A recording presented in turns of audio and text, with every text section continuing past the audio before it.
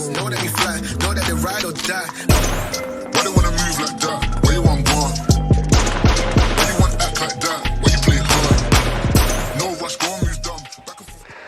नमस्कार दोस्तों, मैं हूं हर्षित सिंह, फार्मासिस्ट और ड्रग कंसल्टेंट। आप सभी दर्शकों का एक बार फिर से स्वागत है शिवनीता टीवी के इस वीडियो में। दोस्तों, आज की वीडियो में मैं आपसे बात करने वाला हूं खांसी की दवा के बारे में।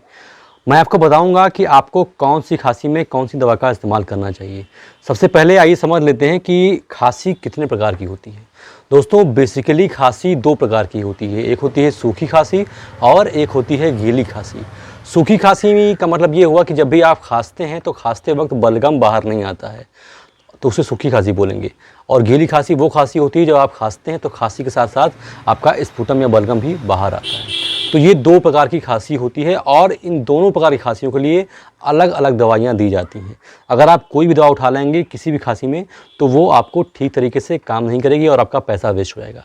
तो आज आपको मैं बताना चाहता हूँ कि आपको किस प्रकार की खांसी में कौन सी खांसी की दवा का इस्तेमाल करना चाहिए। देखिए, सबसे पहले शुरुआत कर लेते हैं सूखी खांसी से। सूखी खांसी यानी कि ड्राई कफ। ड्राई कफ में आपको ऐसी खांसी की दवा का इस्तेमाल करना है जिसमें डेक्स्ट्रोमेथार्फिन हो।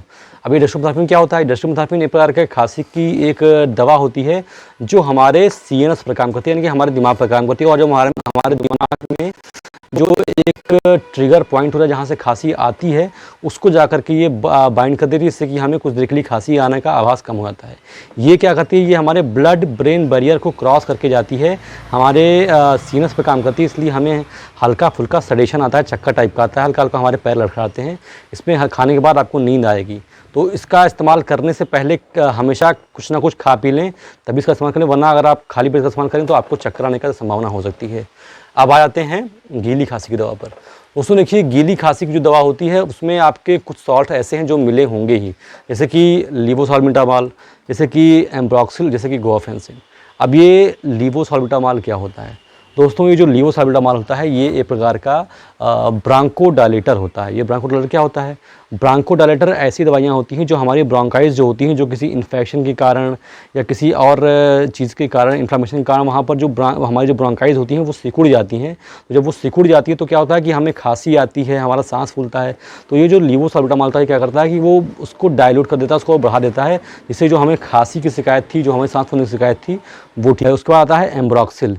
एम्ब्रोक्सिल क्या होता है? ये प्रकार का म्यूकोलाइटिक होता है, यानी कि जो हमारे फेफड़े पे जो कफ जमा होता है, जो बलगम जमा होता है, ये उनको हल्का कर देता है, उनको लाइट कर देता है और उसको निकलने में बाहर आसानी कर देता है। और सबसे लास्ट में जो होता है गुआफेंसिन।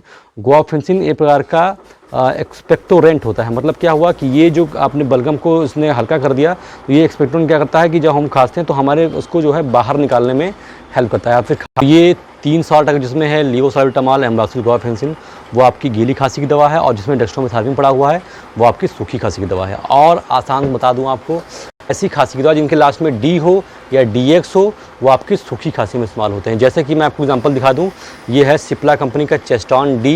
ये इसमें डेक्स्ट्रोमेथार्फिन पड़ा हुआ है और ये सूखी खांसी में इस्तेमाल होती है। तो डी से ड्राई कफ, डी से सूखी खांसी की दवा। अगर लास्ट में जो है डी है या डीएक्स है तो आपका सूखी खांसी की दवा हो गई।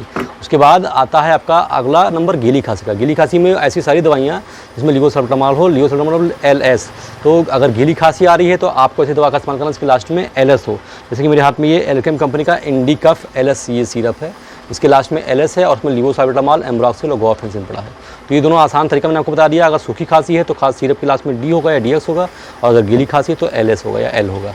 तो आज की वीडियो में दोस्तों बस इतना ही। आशा करता हूं कि आपको वीडियो अच्छी लगी हो।